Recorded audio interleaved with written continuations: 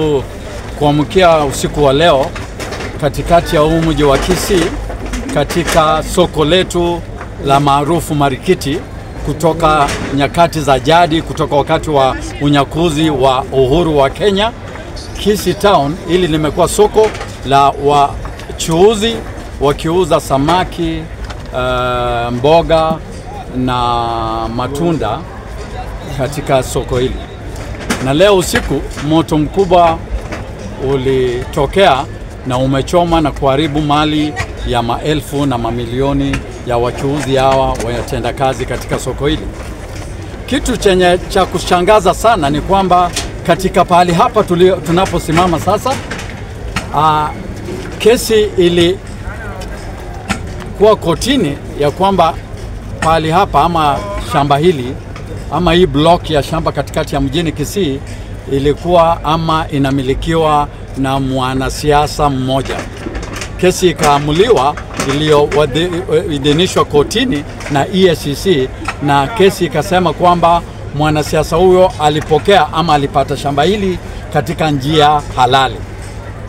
Kwa wiki iliyopita wachuuzi hawa wamekuja mpaka kotini kuthibitisha kwamba koti imepitisha kwamba shamba hili linamilikiwa na mtu binafsi na si la serikali.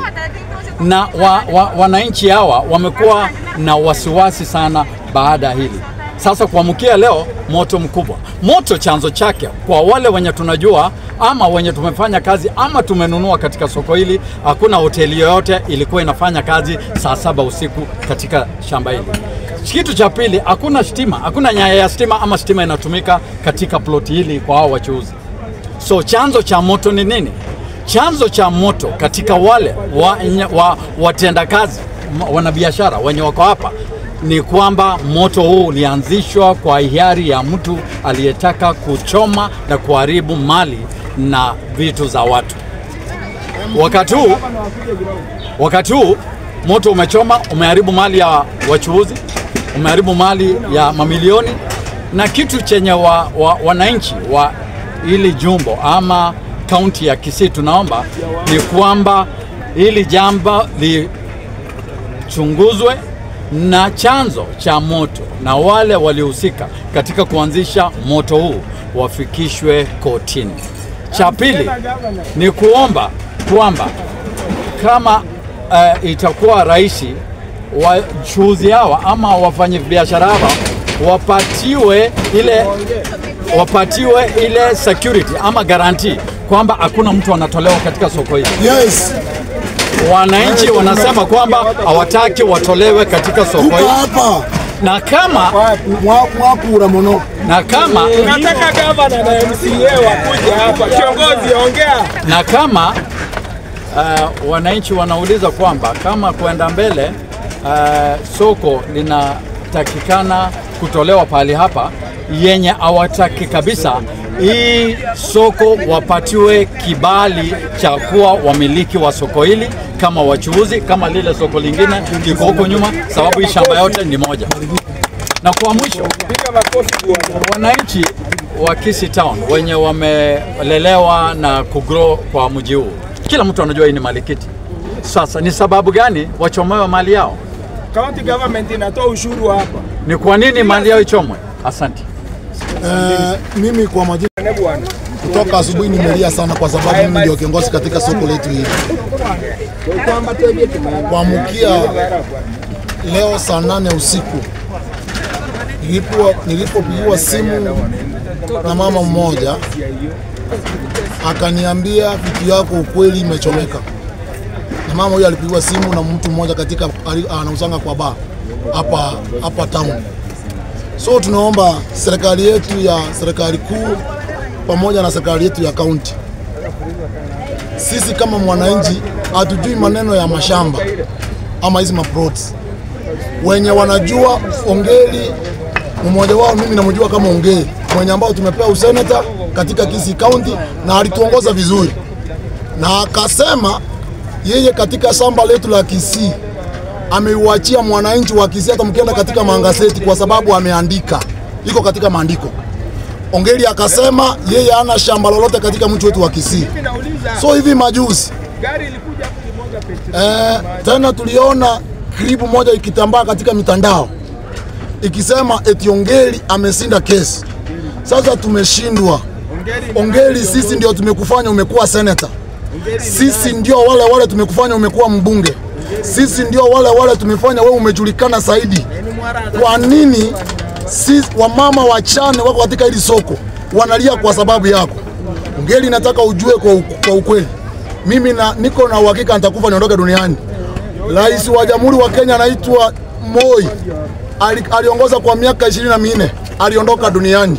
Lakini wewe Ongeri, mimi najua hata wewe siku moja wewe pia utaondoka. Jinsi Chebukati amefanya nini? Ameondoka.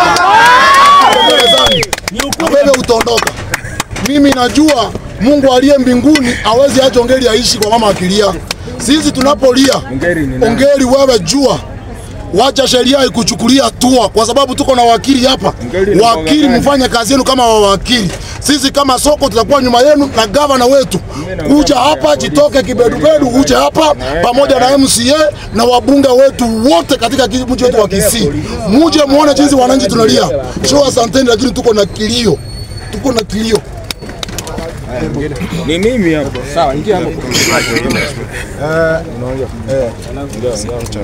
Kidogo songa nyuma kidogo. Sawa. Anza kwa chini. Haya. Kwa majina naitwa Andrew Moindi Motate. Mimi pia ni mfanyi biashara hapa katika soko letu la market penye tumeweza kuchomewa, na kwa vile mmesikia ni kwamba tulianza kutishiwa mapema na huyu jamaa ambaye anaitwa Ongeri. Ongeri, tunataka tukuambie kwamba hakuna siku utakanyaga hii town kama tuko hii town.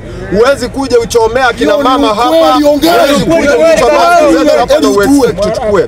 Na kitu ya pili, tunauliza our county, tuko na county emergency. Walienda wapi hizo magari za county? Zilienda wapi magari za kuangalia emergency katika hii town? Zilienda wapi? Hizi vitu zilichomeka, hizi vipanda vyetu vilichomeka pole, yani wananchi walingangana kuzima, lakini haikuwezekana. Gari lenye lilikuja hapa, hilo gari ni kama tena lilikuwa na kitu ambayo ilikuwa ni kama ni mafuta ilikuwa ndani, kwa sababu lilipokuwa linamwaga maji moto ilikuwa inaendelea inaongezeka zaidi. So kwa hivyo tunataka tujue yule mwenye alileta lile gari ni nani, na kwanza hilo gari alikuwa hata la county, na wa county walienda wapi? Hilo ndio tunauliza. Tuko na usalama gani katika hii town? Labda unafanya biashara gani kama wewe? Mimi niko na grocery hapa Kisii Market, na duka langu limeungua kabisa, hata uwezi ona kama kulikuwa na kitu hapo. Ni mabati tu na machifu ndio iko hapo. Vitu yenye umepoteza, maana ya vitu. Nimepoteza vitu, yani mzigo wangu ulikuwa wa around 80,000, na pia kuna watu wengine walikuwa na mamilioni ya pesa. Hapa sokoni hapa tunalia kwa sababu mamilioni ya pesa imepotea. Kuna akina mama ambao wanauza mahindi hapa na marawe cereals. Na ni pesa mingi. Kama kuna mama hapa analia amepoteza karibu milioni 1. So watu wamepoteza sana. So kwa hivyo tunalia na tunaomba serikali muweze kuingilia kati, tujue kwamba hili shamba lilikuwa la wananchi. Ni siku gani mtu mmoja akakuja kumiliki hili shamba ambalo lilikuwa la market? Tumezaliwa hapa tukijua kwamba hii ni market ambayo iko na mashamba imekuwa hapa na watu wameipa. Tumeona land grabbers wakiwa hapa. So kuna mmoja ambaye anaitwa Ongeri ambaye alikuwa amekuwa akitisha kwa sababu alienda kotini. Kotini akaongana vile. Chairman Kisii County, tulipigiwa simu mida ya saa 7:30, tukafika hapa Marikiti, tukapambana na moto ikashindikana. Mida ya saa 8:30 tukaona gari nyeupe eti ni zima moto. Hatukuona gari ya county hata moja. Kisii County tuko na magari matatu. Tangia hiyo mida ya saa 8 hiyo gari ilisambaza moto. Hatukujua ilikuwa na maji ama ilikuwa na petroli. Mimi hadi muda hii sauti yangu imeenda. Nimejaribu nikapigia sisi ya hiyo simu, akaniambia yuko Nairobi. Nikamwambia nimeelekea station, akaniambia tafuta mtu anaitwa OCPD. Nikatafuta OCPD akuchukua simu yangu. Nikapigia Deputy OCS simu. Deputy OCS akushika simu yangu. Baadaye nikapigiwa simu na station inspector akaniambia tumetoka hapo mida ya saa 12. Saa 12 hakuna askari yote alikuwa hapo. Wananchi tunasema ukweli ama uongo? Ukweli. Hakuna polisi alikuwa kwa ground hata mmoja. Hadi saa hizi mkiangalia hapa nyuma tunakadiria mali ya dhamana ya pesa nyingi sana. Lakini kitu tunaomba serikali ni moja. Mtu wa kwanza tunamleta hapa ni kiongozi wetu mwenye ni mwenyenye, MCA. Mtu wa pili ni Mheshimiwa Simba Arati. Mtu wa tatu mwenye hao watu tunaenda kuwasuu wote. Ni National Police Services. Hatuna services yoyote. Tunataka Mheshimiwa Simba Arati atuelezee kwa haki kwamba Kisii County hatuna gari yoyote yenye nazima maji moto, ili hali magari tuko nazo. Ini hali hadi tulituma vijana wa pikipiki hadi kule ng'ambo kuleta maji, wakaleta gari nyeupe ilikuja hapa, hatujui ilikuwa na petroli ama ni maji. Hiyo gari ilipoondoka moto ulisambaa soko lote. Sasa hivi sisi tunadai haki, lakini haifiki saizi ni saa 4, haifiki saa 8 kabla hatujaanza kutoa mabati yote. Kila mwana biashara katika marikiti atapata haki. Tutajenga, wakikuja wabomoe tena, lakini tunaleta watu wawili.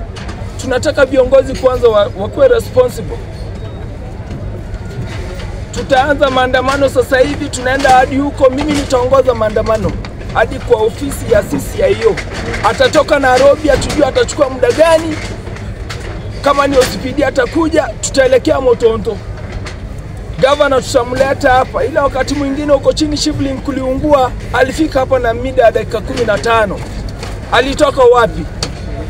Sasa hivi hii ni porojo na propaganda. Na washukuru sasa hivi mimi nataka niongoze maandamano, na wakinichukua mjue ni Simba Arati amenichukua. Tafadhali. Na washukuru sana. Haya.